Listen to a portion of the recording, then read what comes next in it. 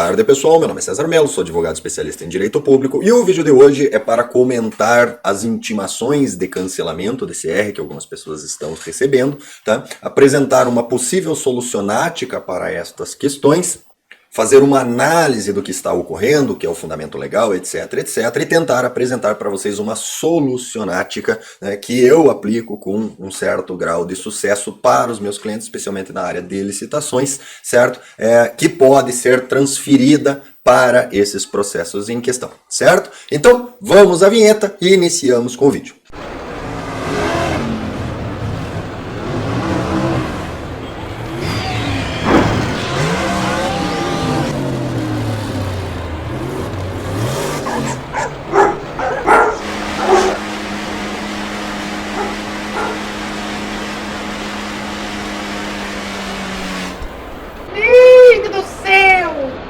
Pois bem, pessoal, eu tenho visto aí com excessiva frequência, tem aparecido mais do que a propaganda do tamboreador. Todo mundo que está em grupo de cá que já viu a propaganda do tamboreador amarelo, todo dia vem a propaganda do tamboreador amarelo. Uma maravilha o tamboreador, acho que é uns R$1.700, ótimo, maravilhoso. Comprem, pelo amor de Deus, o tamboreador lá, para ver se o cara dá um tempo pra gente na propaganda do tamboreador, certo? Então, tá aparecendo quase com a mesma frequência da propaganda do tamboreador, né? Porque aparecer mais do que a propaganda do tamboreador é difícil. Quase com a mesma frequência da propaganda do tamboreador, lá um urgente, e vem piscando, aí pipipi, popopó. De um vídeo, né, do colega Andrei, comentando sobre uma informação que um outro colega tinha passado, que é o seguinte: o CAC acha que tem porte, tá? Não fez a lição de casa de pegar as 10 folhas e escrever lá, estou em deslocamento para treinamentos e competições, confunde porte de trânsito com porte de arma, acho que é porque tirou CR, virou Rambo, e não sei quem, e acaba sendo abordado e preso por porte ilegal de arma, certo? É lavrada a prisão, é homologada a prisão, é fixada a fiança, etc. E o advogado acaba lá liberando o CAC, né? Liberando apenas da delegacia, mas o CAC sai com fiança, sem a arma, ou seja, não saiu coisa nenhuma. Você saiu fisicamente, mas o teu CPF ficou preso lá, certo? Então, aí liberou, né? Bem mais ou menos. Aí fazem vídeo lá no Instagram, etc. Olha, brilhante atuação do advogado tal que liberou o CAC. Mas só te paga a fiança que libera, meu amigo. Com ou sem advogado, isso daí consegue igual, né? Mas, enfim, liberou o CAC e liberou fisicamente, mas o CPF ficou preso, certo? E daí é aberto o inquérito e ele figura como indiciado nesse inquérito. E a polícia tem aplicado a técnica ou aplicado o procedimento de oficiar o exército, informando de que o CAC foi preso por porte ilegal de arma e está respondendo a inquérito, certo? E o exército, dentro do que determina o decreto 10.030, vamos colocar aqui para vocês, decreto 10.030, artigo 67, o cancelamento do registro ou do apostilamento é uma medida administrativa que poderá ocorrer a qualquer tempo nas seguintes hipóteses: por solicitação ex officio, ou seja, de por conta, né? Por iniciativa da própria administração, nos casos de decorrência de cassação, término da validade do registro e inércia, perda da capacidade técnica para a continuidade da atividade e perda da idoneidade da pessoa, certo? Ótimo, maravilha. Certo? Então, esse CAC que achou que tinha porte, não fez a lição de casa, não escreveu lá 10 vezes a lápis, depois 10 vezes a caneta, estou em deslocamento para treinamentos e competições, né? Se consulta com o pessoal que confunde, né? Se orienta pelas informações do pessoal, porque não é abacaxi, porque o CAC tem porte, porque porte é porte, se está escrito porte é portar, etc. É orientado errado, faz errado, é preso, fala bobagem, vira inquérito, né? Não consegue a liberação da delegacia, tá? Ele fica com mais um pepino para resolver, porque tem muito advogado aí divulgando, inclusive, não, mas daí a gente faz um acordo de não persecução penal, e daí no acordo de não persecução penal a gente consegue, inclusive, que no acordo coloque que vai devolver a arma do CAC, pipipi, popopó, como se fosse festa, virou a festa da uva, entendeu? Sai aí com a arma pendurada no pescoço aí, que não dá nada, né? O famoso não dá nada, né? Pois bem, então tá dando sim, tá dando, não, ótimo, maravilha, resolvi, né, consegui a arma de volta. Fica se achando os espertão lá, que foram pegos no porte ilegal, em geral fazendo merda, certo? E consegui me livrar e tal, e daí sai afirmando lá, tá vendo, CAC tem porte mesmo, não é abacaxi, eu resolvi, né? Não conta que gastou umas 2 Glock, né, pra resolver, mas, né, finge que, não, vitorioso, como tava certo, tinha porte mesmo, tá, maravilha. Aí recebe em casa a intimaçãozinha, né? Ah, beleza, maravilha, ó, CR cancelado, 90 dias para vender todas as armas, vende, daí vende por qual preço? Vende pelo preço que falou para a mulher que pagou, né? Que todo mundo sabe que é uns 50% do que vale, do que realmente pagou, né? Então, a situação é essa. E do ponto de vista do mérito, né, do ponto de vista de você fazer uma defesa, não tem muito para onde ir. É mais ou menos tipo os meus clientes, entendeu? Ah, doutor, me mandaram uma multa e tal. Ah, beleza, mandaram a multa. E daí o que aconteceu? Não, é que eu entreguei atrasado. Ah, atrasado. Você imagina, o cara atrasou o quê? Uns 2 dias, né? Era para entregar na sexta, entregou na segunda. Ah, tá atrasado. Tá, quanto tempo tá atrasado? 8 meses. 8 meses atrasado? Como assim atrasou 8? Não, é porque eu mandei importar e daí a menina aqui cotou errado, e daí eu tive que ver uma alternativa. Aí eu comprei um negócio lá na China e embarquei no navio e pipipi, é uma lambança, né? E daí eu, como advogado, tenho que fazer defesa. Eu vou falar o quê? Se eu falar isso daí, além do cara tomar multa, ele ainda vai preso, né? E daí, para resolver esses pepinos, eu inventei uma técnica, tá, que eu aplico, que costuma resolver, tá, que ela é baseada em 2 fatores. O primeiro fator é o fato de que funça é funça, e funça faz o serviço todos nas coxas, só que em processo administrativo o serviço nas coxas leva a nulidade procedimental. Tá? E o segundo se baseia naquele grande ditado que se diz, nunca subestime a preguiça. Então, por exemplo, quando um cliente meu sofre um processo administrativo, ele está errado? Tá. Tem como defender no mérito? Não. Vai aplicar a penalidade dele? Vai. Mas vai trabalhar. Vai dar um trabalho. E daí o que eu faço? Eu soco funça de trabalho, mas peço tudo que dá para pedir, certo?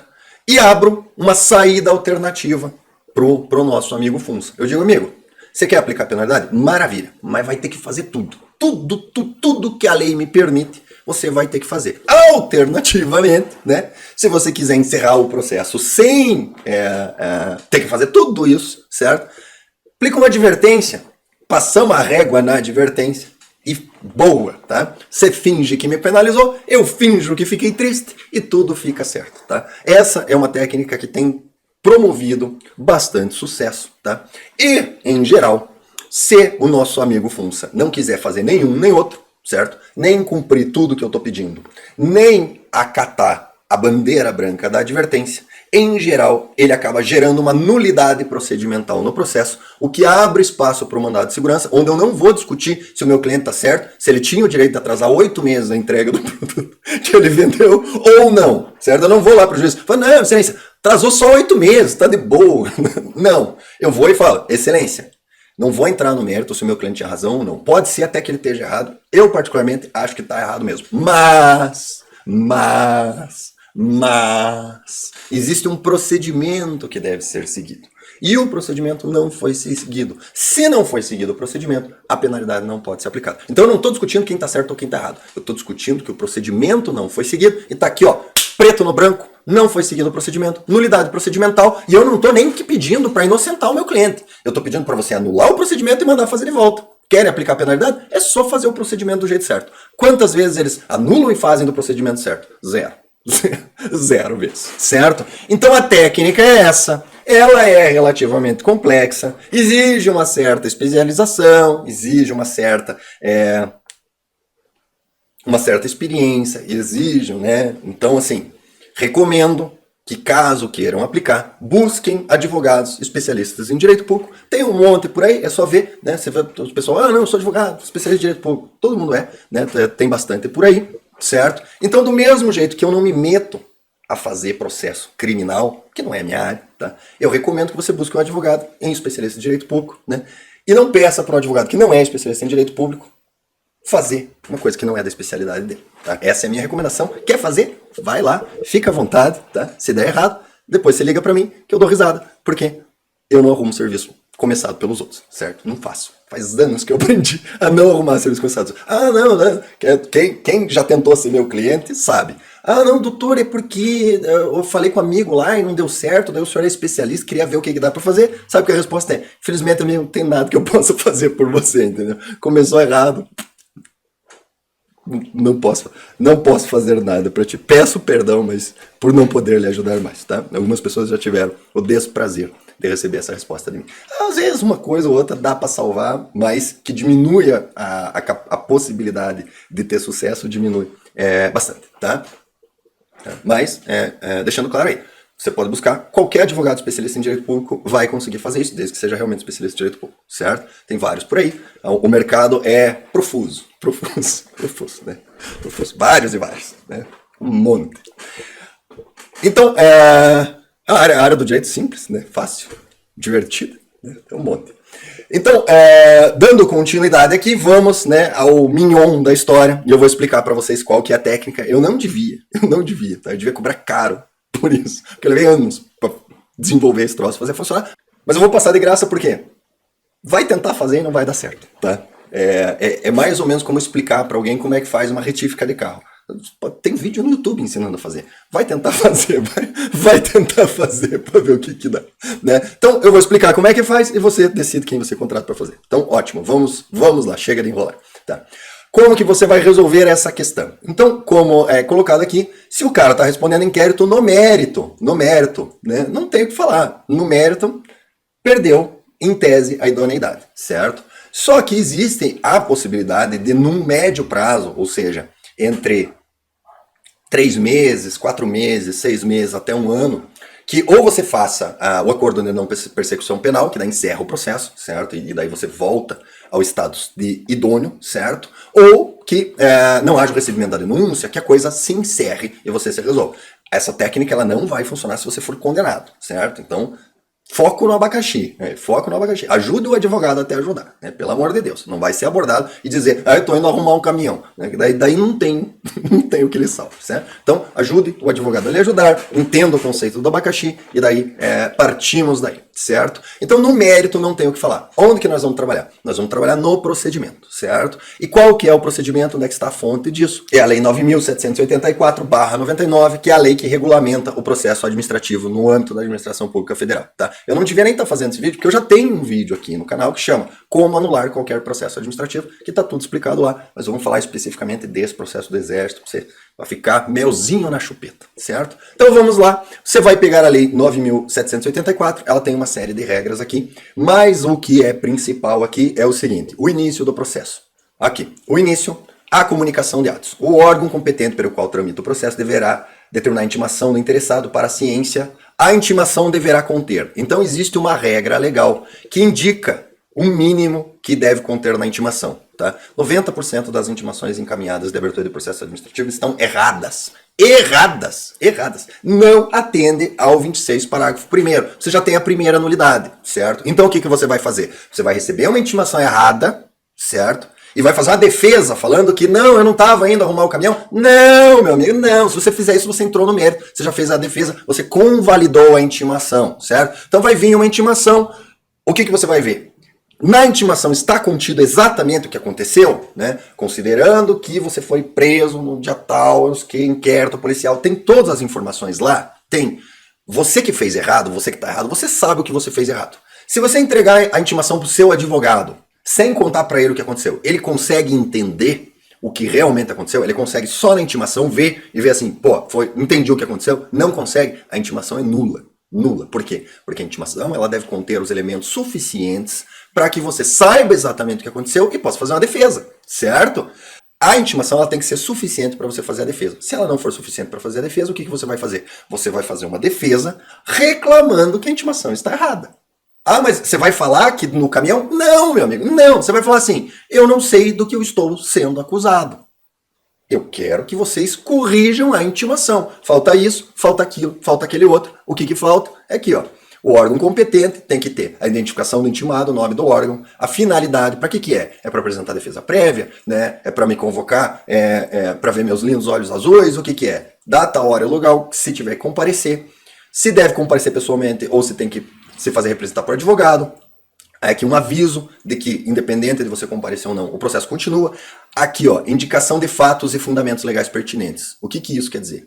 Ele tem que apresentar o fato, você foi preso no dia tal, na hora tal, etc, etc. E o fundamento legal. Em razão disso, o artigo tal da lei tal diz que você perdeu a idoneidade. Tem que ter o fato e tem que ter o fundamento legal. Cada fato corresponde a um artigo de lei. E não pode ser genericamente, não pode ser. Eles podem assim, conforme o decreto 10.030. O decreto 10.030 tem 130 artigos, eu preciso saber qual. Ah, não, artigo 62, com 20 incisos. Qual inciso? Exatamente, tem que ter o fato e o fundamento jurídico, tá? Em geral, tem defeito, principalmente nessa parte. Fato e fundamento jurídico, tá? Ah, César, mas isso é preciosismo. Não, não é. Porque se não tiver na intimação inicial exatamente o fato e o fundamento jurídico indicado, eu tenho prejuízo na minha defesa. Por quê? Porque eu vou me defender de um fato e de um fundamento indefinido. Isso significa que o acusador pode alterar o fato ou o fundamento na hora de julgar. Então, digamos, eu estou me defendendo de uma acusação de furto. Aí eu provo que eu não fiz furto. Aí o cara adita e fala assim, não, é que na verdade não era furto, era apropriação indébita. E como eu não me defendi de apropriação indébita, eu posso ser condenado por isso, especialmente no processo administrativo, onde quem acusa é a mesma pessoa que julga, certo? Então, aqui vem a diferença entre o advogado especialista em direito público e um advogado se metendo a fazer um negócio que ele não entende como é que funciona, certo?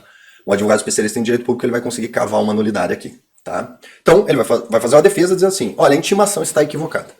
Eu não sei exatamente do que eu estou sendo, a gente precisa delimitar a acusação, isso causa prejuízo à ampla defesa do contraditório, então estou pedindo que a minha seja deferida um aditamento da acusação e devolvido o prazo.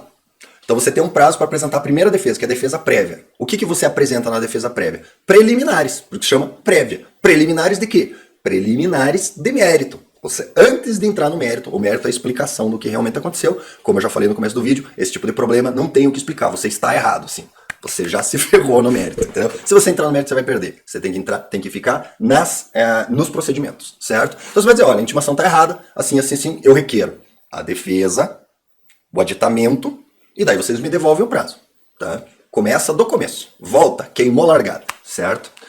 Se eles indeferirem o seu pedido de aditamento ou ignorarem o seu pedido de aditamento, nulidade procedimental. O que provavelmente vai acontecer? Eles não leem os processos, eles estão fazendo tudo no automático. Você fez um pedido específico de aditamento.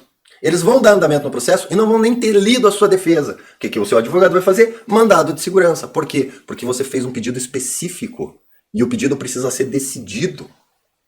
E caso ele seja decidido, indeferindo, cabe recurso, tem que ser aberto o prazo para recurso. Se a marcha processual for seguida sem que o seu pedido seja deferido ou indeferido, analisado, é nulidade procedimental. Mandado de segurança, manda suspender. Pede uma liminar para suspender o processo administrativo. Suspender o processo administrativo, você ganhou em tempo o equivalente a uns 30% a mais do que o advogado criminalista vai precisar para resolver o problema criminal. Quando ele resolver o problema criminal, você volta no processo e diz assim, olha, a minha idoneidade não existe mais e peço o arquivamento imediato do processo administrativo, certo? Vamos dizer, no entanto, que a intimação veio certinha ou o seu advogado não tem experiência suficiente para fazer esse pedido de nulidade da intimação. O que você vai fazer para o próximo passo? Ou você já fez esse pedido, eles corrigiram a intimação e te devolveram o prazo, e daí você agora está correta a intimação, você tem que fazer defesa prévia. Qual é o próximo procedimento protelatório que nós vamos fazer? O que acontece?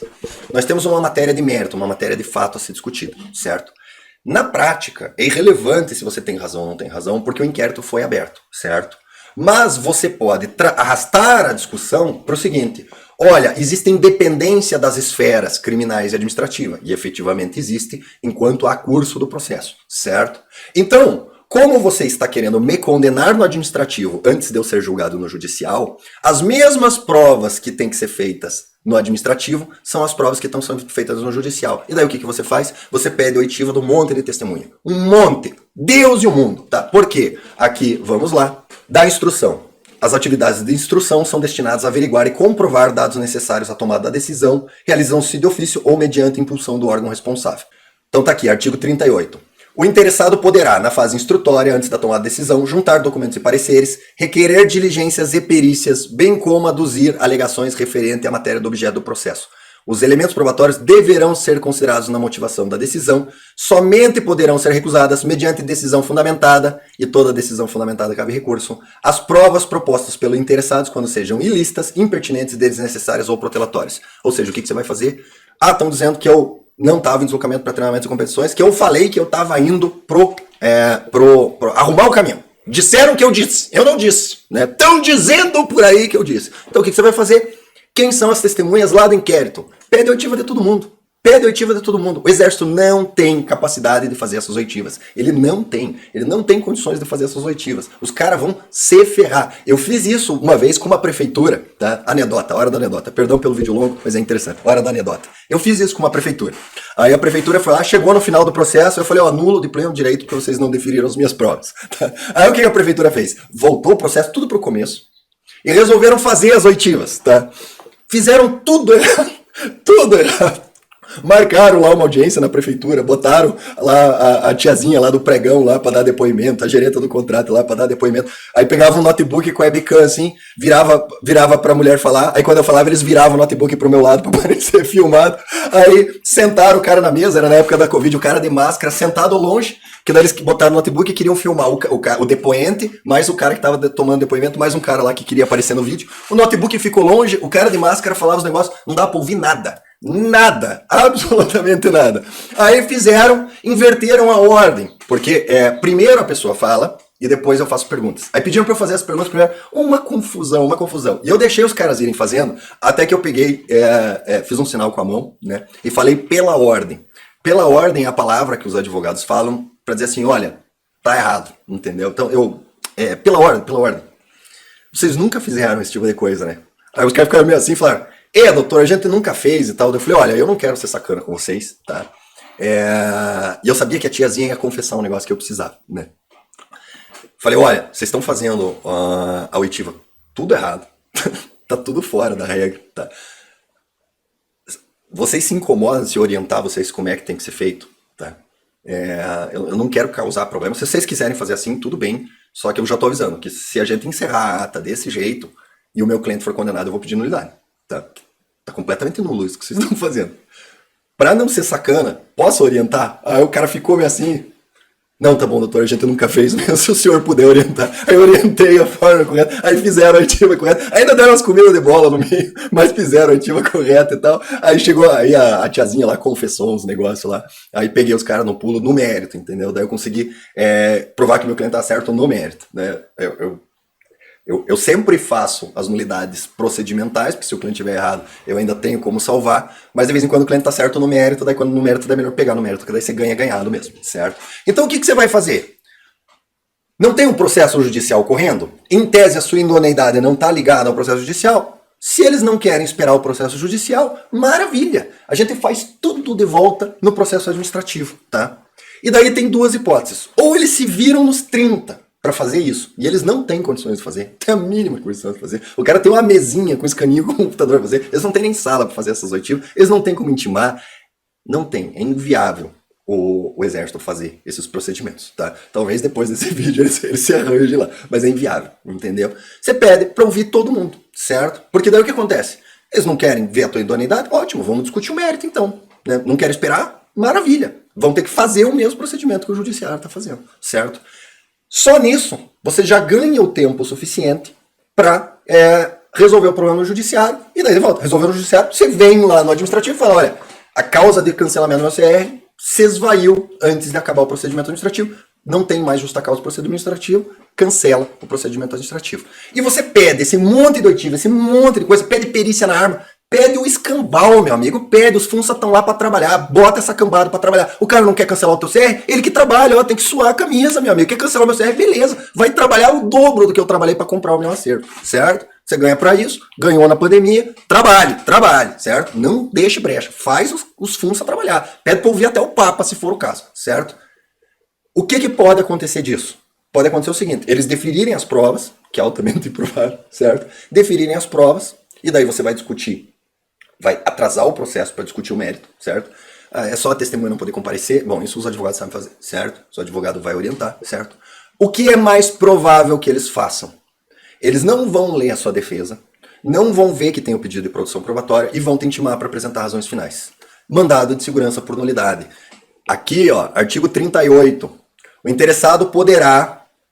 Os elementos deverão ser considerados e somente poderão ser recusados mediante decisão fundamentada. O cara não pode pular a fase instrutória sem analisar e indeferir devidamente fundamentado o seu pedido, tá?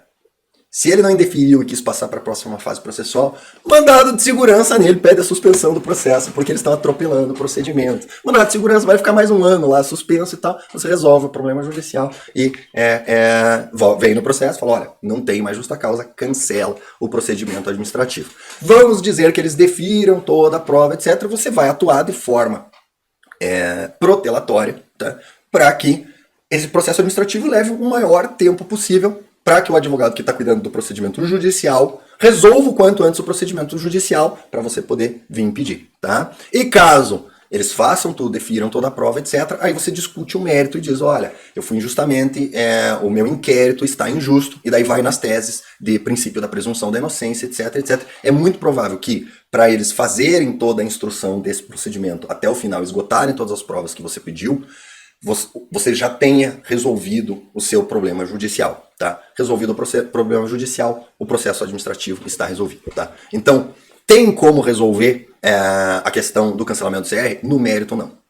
Aplicando essas técnicas que se baseiam na incapacidade dos FUNSA de fazerem um processo administrativo completo do jeito que a lei comanda, sim, dá para resolver, porque eu já resolvi para um monte de cliente que merecia se ferrar de verde, amarelo e branco, tá? Os clientes aí, traquinas, traquinas, sabe? Fizeram as cagadas gigantescas, tá? Negócio aqui, velho, o que eu vou fazer com isso? O que eu vou fazer com isso? Pega na parte procedimental, joga a casca de banana, o FUNSA escorrega, cai de bunda, você anula o processo, tá? É assim que faz, tá?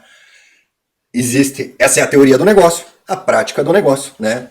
Recomendo que busque um advogado especialista em direito público que vai saber fazer isso na prática, né? Porque teoria é teoria, prática é prática, as coisas são bem diferentes. É por isso que o porte de trânsito é abacaxi, que na teoria é lindo, maravilhoso, na prática não é bem assim, pode levar ao cancelamento do CR, tá? Então, gente, para esse vídeo é isso, tá?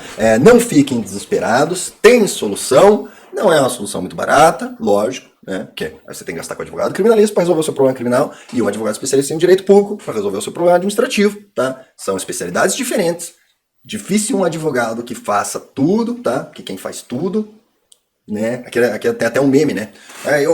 Eu sou oficial do não sei o quê, eu faço 2 pós-graduação, eu faço inglês, eu faço chinês, eu faço isso, eu faço aquilo, eu pratico aquele negócio, e as pessoas me perguntam, como que eu consigo fazer tudo isso ao mesmo tempo? E a explicação é simples, eu faço tudo mal feito.